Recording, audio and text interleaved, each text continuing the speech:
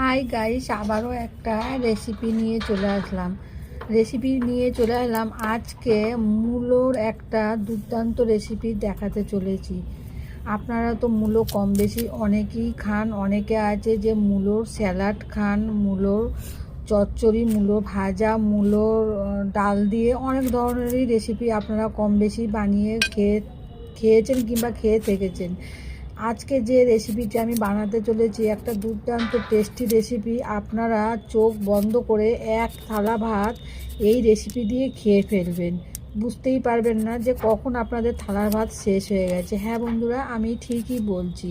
আমি যে রেসিপিটা বানাতে চলেছি একদমই সিম্পল বাঙালি রেসিপি। আপনারা জানেন আমি এরকম ধরনেরই হালকা ফুলকা রেসিপি আপনাদের সাথে বেশি শেয়ার করি। হালকা ফুলকা বলতে বোঝাচ্ছি এটা আমি কিন্তু কমই মশলা ইউজ করি সব রেসিপিতেই। তো এটাতে মশলা না বললেই চলে, শুধু এতে দিতে হবে পেঁয়াজ, কাঁচা লঙ্কা, কালো জিরে আর রসুন। আপনারা যদি রসুন না খেতে চান তা রসুনটাকে স্কিপ করতে পারেন। আর আমি আপনাদেরকে দেখাতে চাই যে আমি যেভাবে কাটছি ঠিক এইভাবে আপনারা কাটবেন। ছোট্ট ছোট্ট করে কাটবেন, তাতে কি হবে তাড়াতাড়ি হয়ে যাবে। কারণ কি সাধারণত মূলো না সিদ্ধ হতে অনেকটাই দেরি হয়।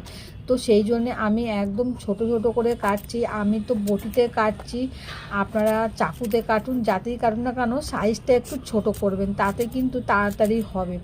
আর আপনারা যদি ভাবেন যে বড় বড় কেটে জলে সিদ্ধ করে সেই জলটা ফেলে দেবেন, সেটাতে কিন্তু প্রথমত ভিটামিন তো চলেই যাবে, আর মূলোর যে একটা আসল গন্ধ, টেস্ট, স্বাদ, সেটা কিন্তু জল সিদ্ধ করে ফেলে দিলে সেটা কিন্তু আর থাকে না। তো সেটা যদি রাখতে চান তাহলে এইরকম ছোট ছোট আমার মতন করে কাটবেন।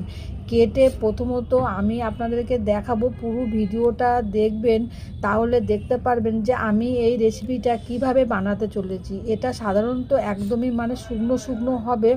এই পাতাগুলো আমি ফেলিনি, কচি পাতাগুলো দেওয়াতে দেখতে তো ভালো হবে, তার সাথে খেতে টেস্ট আরও বেশি বেড়ে যাবে।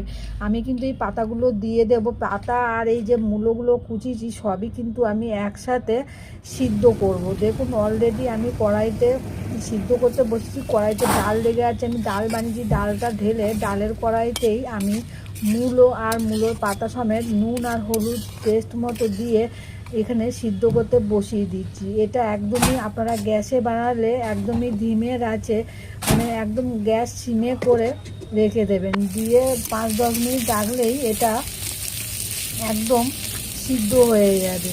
তো আমার তো অলরেডি সিদ্ধ হয়ে গেছে। আর আমি তেলেতে দিয়েছি কালো জিরে, দিয়েছি রসুন, দিয়েছি, সেটা